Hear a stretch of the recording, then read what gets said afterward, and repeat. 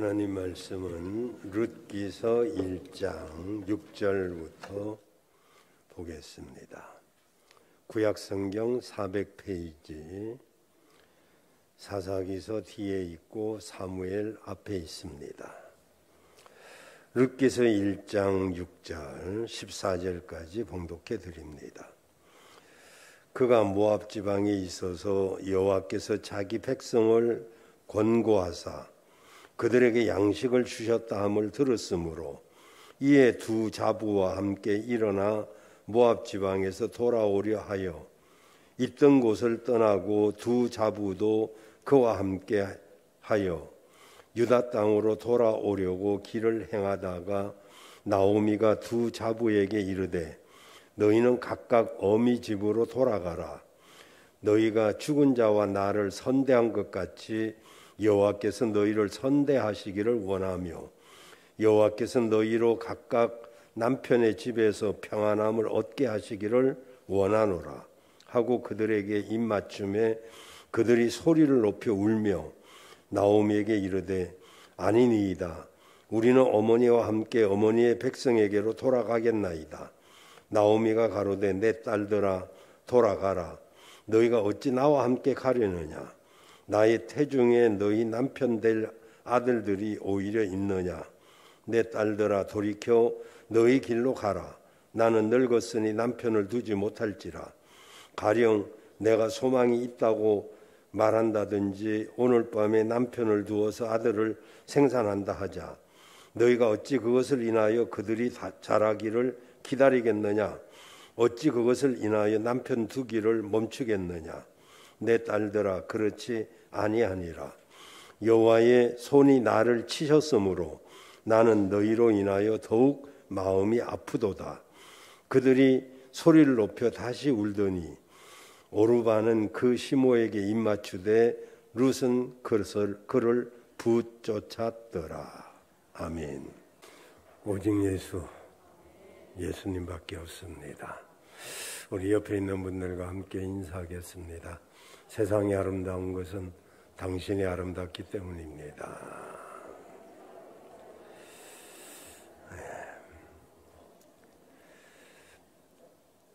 오늘 말씀 1절에 보면 사사들이 치리하던 때에 유다 베들레헴의 흉년이 들었습니다.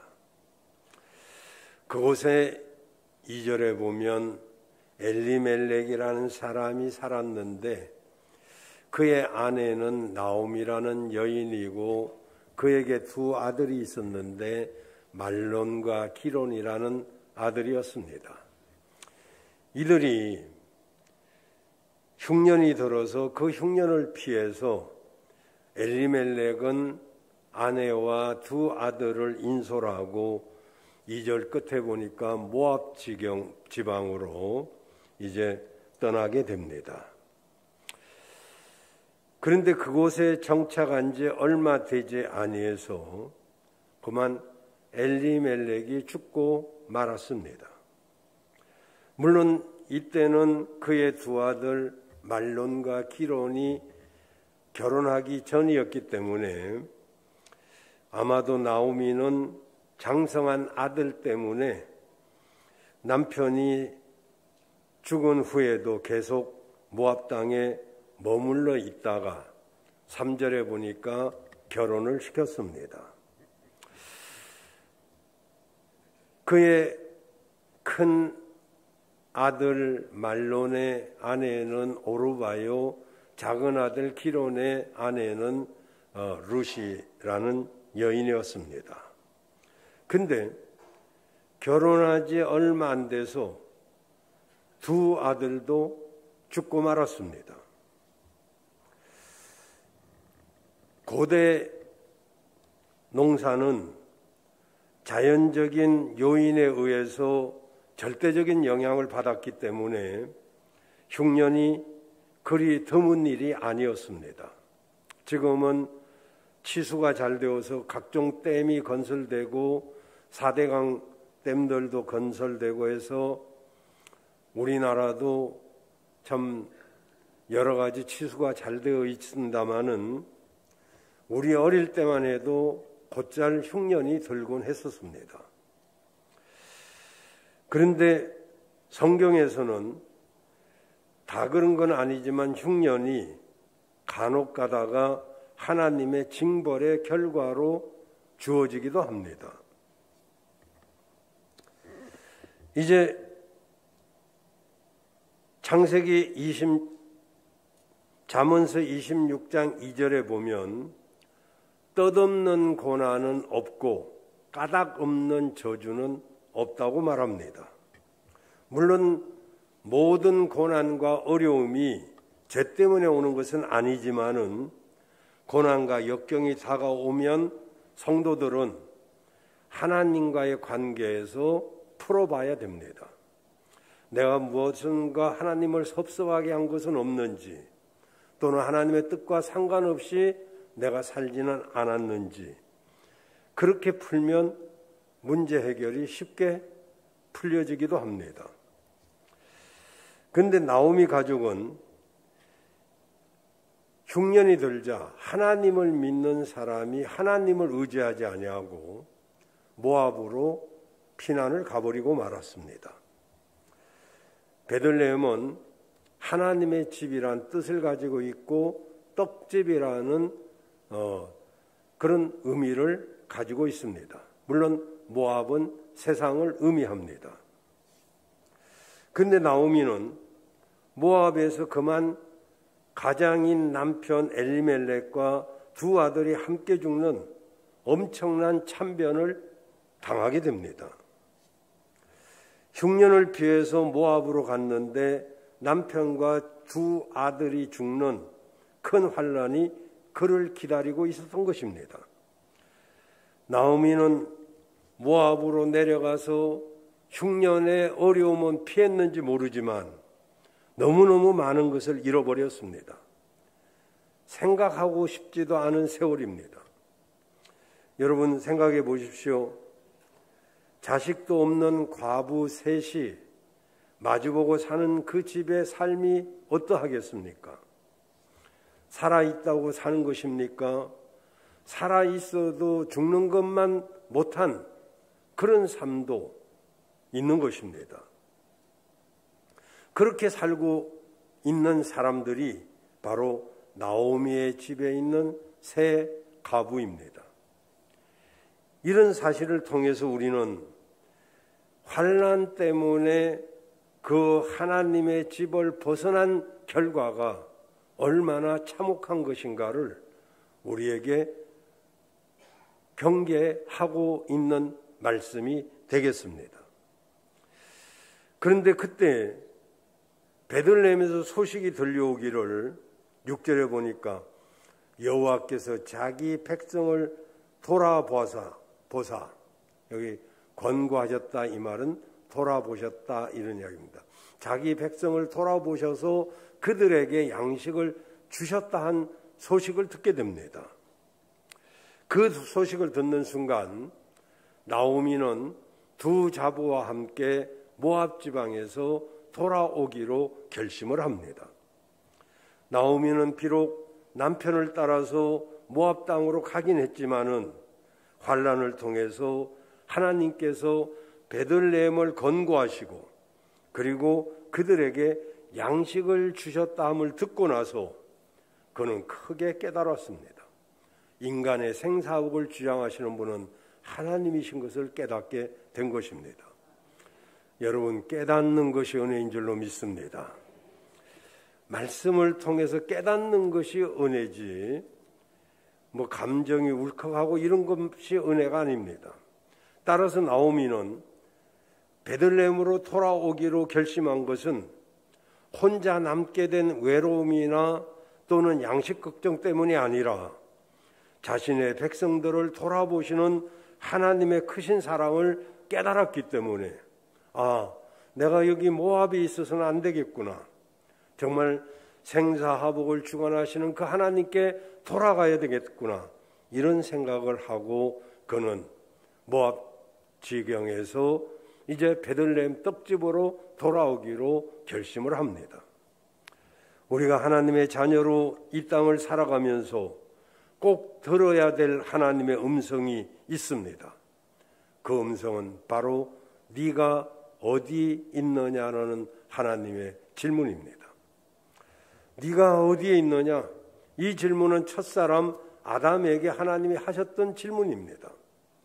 하나님이 금하신 선악과를 따먹고 이제 나무 숲속에 숨어 있는 그 아담을 향하여 하나님은 아담아, 네가 어디 있느냐고 물으셨습니다.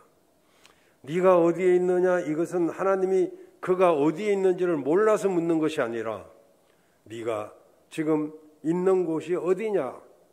바로 그 말씀인 것입니다.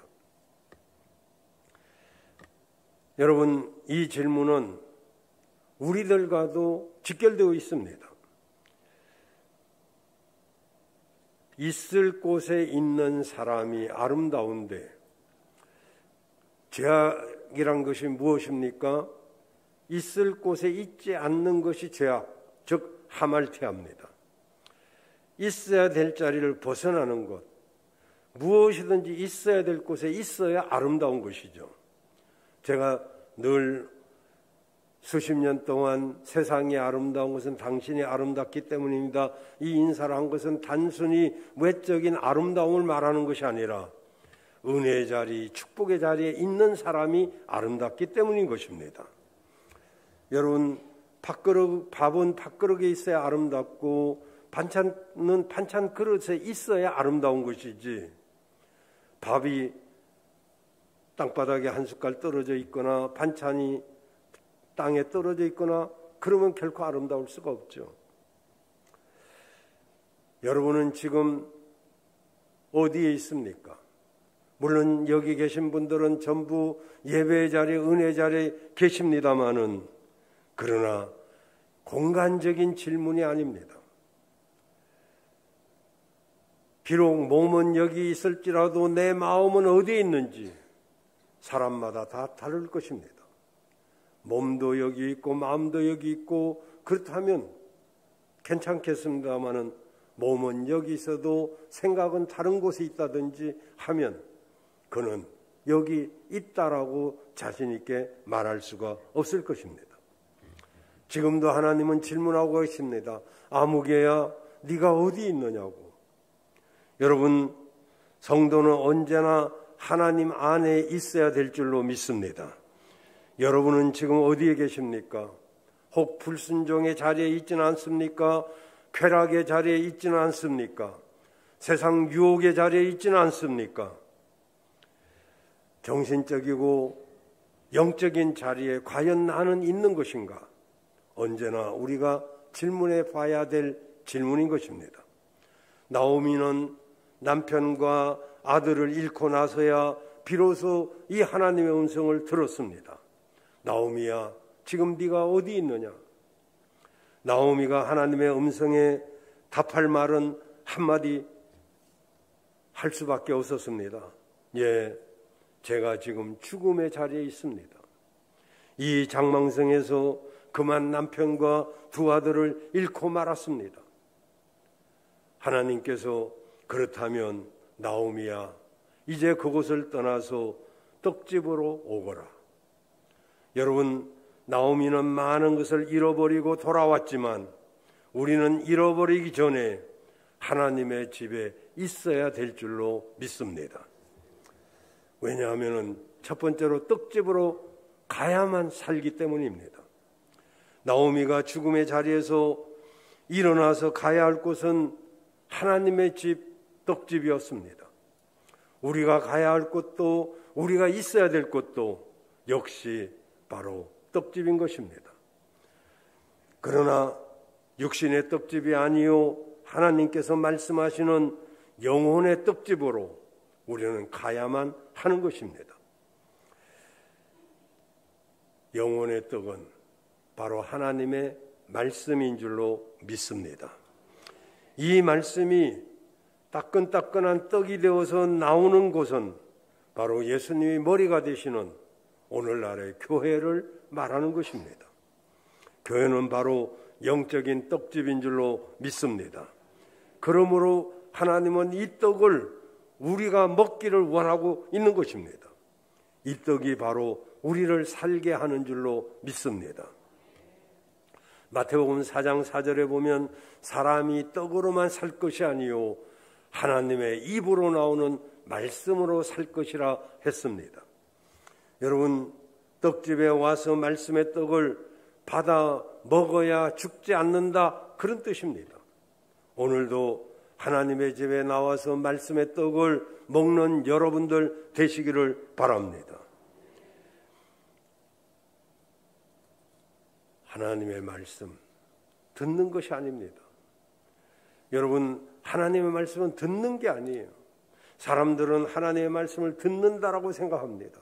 듣기 때문에 자신의 고정관념, 자신의 지성, 자신의 생각, 자신의 방법으로 그 말씀을 판단합니다. 하나님의 말씀은 결코 듣는 게 아닙니다. 하나님의 말씀은 먹는 것입니다. 하나님의 말씀은 먹는 것입니다.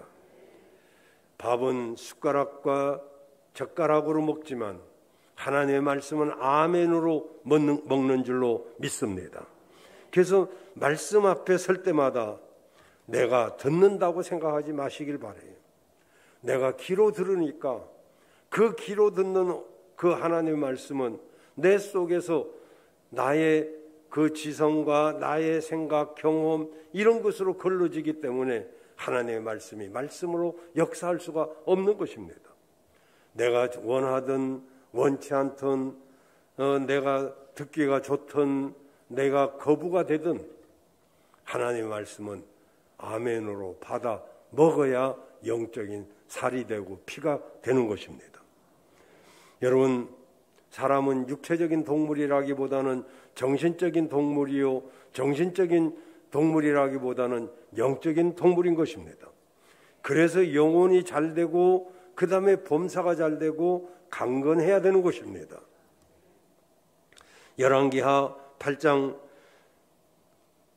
아모스 8장 11절에 보면 보라, 날이 이를지라 내가 이 기근을 땅에 보내리니 양식이 없어 주림이 아니며 물이 없어 가람이 아니요 여호와의 말씀을 듣지 못한 기갈이라 라고 말씀하고 있습니다.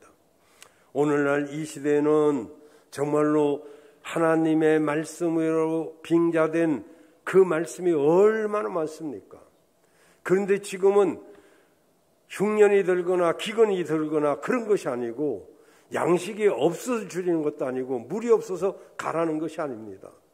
물은 많지만 먹을 물이 귀하다 이 말이죠. 오늘날 얼마나 많은 기라성 같은 사람들이 TV에서 말씀을 전합니까? 정말로 귀에 쏙쏙 들어오는 말씀도 많고 그리고 유튜브에도 그냥 깔려 있습니다. 그러나 바다에 물이 아무리 많은들 먹을 물은 귀하다 이 말이죠. 잘못 먹고 탈나는 사람들이 얼마나 많습니까? 여러분, 이 시대에 우리 영혼으로 줄이게 하지 마시길 바랍니다.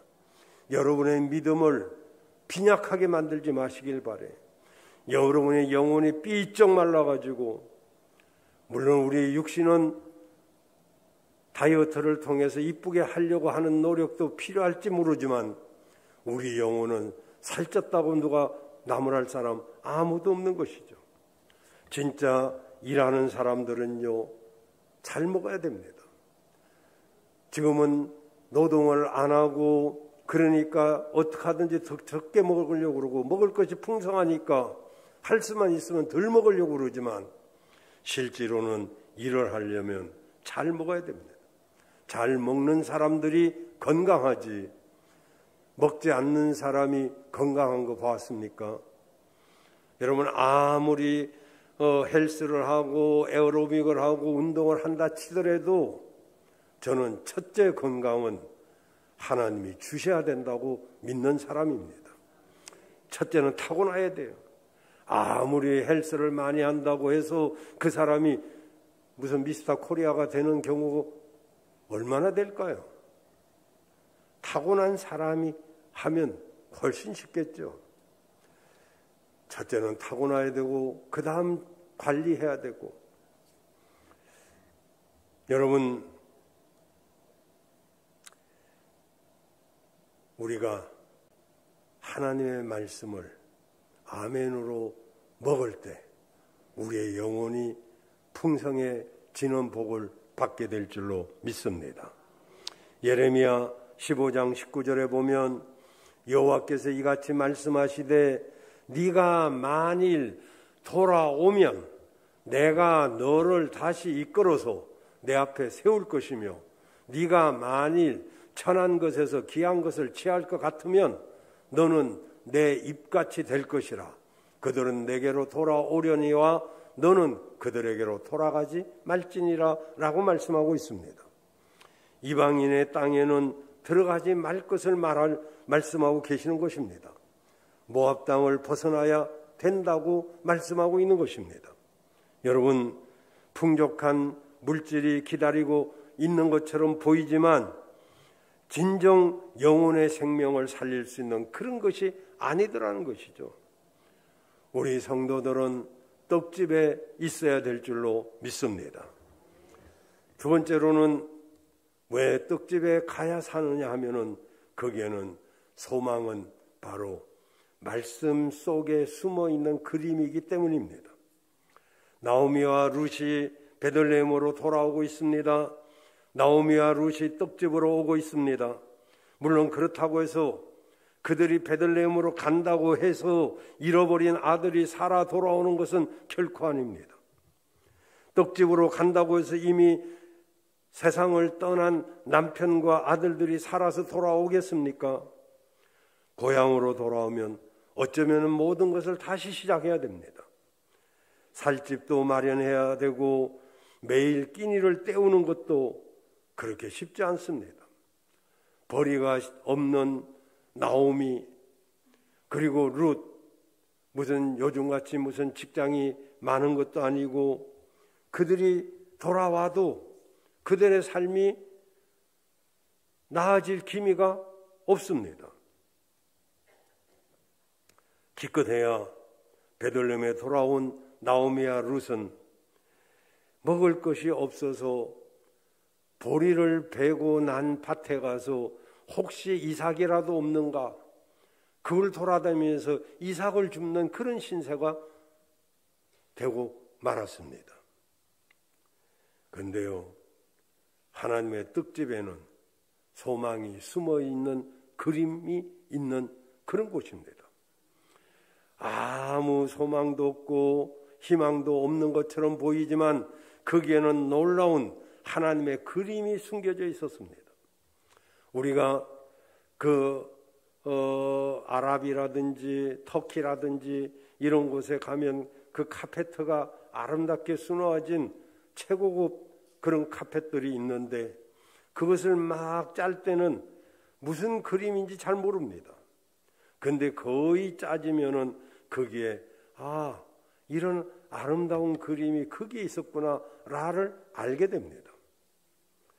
여러분, 이 나오미와 룻은 이제 남의 밭에서 이삭을 줍는 남들이 볼 때는 정말로 형편없는 삶을 살게 되었습니다. 그런데 하나님의 숨은 그림은 거기서부터 반전을 가져옵니다. 룻은 거기서 보아스라고 하는 너그럽고 자상하고 멋진 그런 배우자를 만나게 됩니다. 그리고 결혼해서 행복한 가정을 이루게 되는데 그의 아들은 오벳, 그리고 오벳의 아들은 이세, 이세의 아들은 다윗, 바로 다윗의 할머니가 되는 것이죠. 그리고 그 다윗을 통해서 예수 그리스도가 이 땅에 구주로 오게 되었습니다. 사람의 눈에 볼 때는 힘들고 어려운 삶을 살았지만은 그러나 하나님께서는 거기에 소망이라고 하는 숨은 그림을 거기다 두시고 마침내 아름다운 그림을 그들에게 선물을 주셨습니다. 떡집은 바로 그런 곳입니다. 오늘도 여러분의 삶이 어떠하든지 말씀 속의 비전을 찾고 숨은 그림을 찾으면 우리의 삶이 달라지는 것이죠. 여러분, 왜 우리가 지금 하나님의 집에 와 있습니까? 왜 말씀 안에서 정말로 우리가 그것을 귀담아 듣고 또 믿음으로 아멘으로 먹습니까? 바로 이것이 내 영혼의 떡집이기 때문인 것입니다. 그리고 그 말씀의 떡 속에 하나님의 숨은 그림이 있기 때문에, 그래서 욕심이 많은 사람은 주머니에 야망이 들어가 있지만은 하나님이 택하시고 하나님이 축복하시는 사람은 거기에 비전이 있는 것입니다. 어떤 삶을 살든지 하나님은 여러분을 통해서 이루고자 하시는 아름다운 그림이 있다는 것을 아셔야 될 줄로 믿습니다. 여러분, 어느 때는 말씀이 황량한 벌판같이 느껴질 때도 있지 않습니까? 내 사업이 지금 무너지고 있는데 하나님의 말씀은 상관없는 것 같이 들리기도 합니다. 오히려 하루라도 부도를 늦출 수 있는 은행 대출길이 열리는 것이 훨씬 복음처럼 느껴지기도 합니다. 정말 가정이 깨어지고 있는데 하나님의 말씀이 현실적 해결책이 될 것 같지가 않습니다. 아파서 병들어 누워있는 가족이 있는데 치료가 될 것 같지도 않아요. 그렇게 생각이 들 수도 있습니다. 그러나 그것은 현실에 짓눌린 우리들의 생각일 뿐인 것입니다. 하나님의 말씀은 우리의 죽음 앞에서도 진실하다는 사실을 믿으시기를 바랍니다. 어려울수록, 힘이 들수록, 낙심될수록, 여러분 죽을 것만 같을수록 우리는 하나님의 말씀에 매달려야 될 줄로 믿습니다. 그 말씀 속에 여러분을 향한 하나님의 뜻이 거기에 있더라 이 말이죠. 지금 현실을 보고 낙심하지 말고 현실 속에서 우리를 이끌어가고 계시는 하나님의 손길을 느끼시기를 바랍니다. 그런데 왜 우리가 그걸 못 느끼느냐? 세 번째 자세가 중요한 걸 우리가 놓치고 있기 때문입니다. 그것은 바로 떡집으로 가는 사람의 자세는 언제나 붙잡는 자세가 되어야 된다는 것입니다. 14절을 보시면 이렇게 말씀하고 있죠. 그들이 소리를 높여 다시 울더니 오르바는 그 시므에게 입맞추되 룻은 그를 붙쫓았더라. 모압을 떠나서 베들레헴으로 돌아오기로 결심한 나오미는 두 며느리에게 이렇게 말합니다. 8절 9절에 보면 너희는 각각 어미 집으로 돌아가 너희가 죽은 자와 나를 선대한 것 같이 여호와께서 너희를 선대하기를 원하며 9절에 여호와께서 너희로 각각 남편의 집에서 평안함을 얻게 하시기를 원하노라. 모압으로 돌아가는 것이죠. 나오미는 자신의 불행이나 외로움은 조금도 염두에 두지 않았습니다. 자기가 혼자 살면서 얼마나 외롭고 힘든 것을 철저하게 알기 때문에 젊은 며느리들만큼은 또 재혼해서 새로운 아름다운 삶을 살기를 원했습니다. 그래서 내가 늙었으니 남편 될 사람을 낳을 수도 없고 얻을 수도 없고 그러니 너희는 새로 재혼해서 편하게 살으라고 그렇게 말을 합니다. 여러분, 이런 나오미의 태도를 보면 나오미는 얼마나 철저하게 이타주의지 이기주의자가 아니고 헌신적인 인격의 소유자인 것을 알 수가 있습니다. 그러자 며느리들은 어머니의 인격과 진심 어린 마음으로 자신들을 생각해 주는 그 배려의 마음에 감동을 받아서 이제 소리를 높여 울었습니다. 그동안 서로를 위해서 참았던 서러움이 한꺼번에 터지는 그런 자리였죠. 얼마나 울었겠습니까? 한참 울고 실컷 울고 나서 며느리들이 우리는 어머니를 끝까지 따라가겠습니다 라고 말합니다. 그러나 나오미는 단호하게 며느리들의 정을 잘라버리 결국 큰 며느리 오르바는 어미 집으로 돌아가라 하는 그 말, 정말 어머니, 그 정말 아름다운 그 단어, 꿈에도 잊지 못하는 그 어머니, 생각이 안 날 수가 없죠. 그래서 오르바는 어미 집으로 돌아갔습니다. 그리고 룻은 이제 그를 붙쫓았습니다.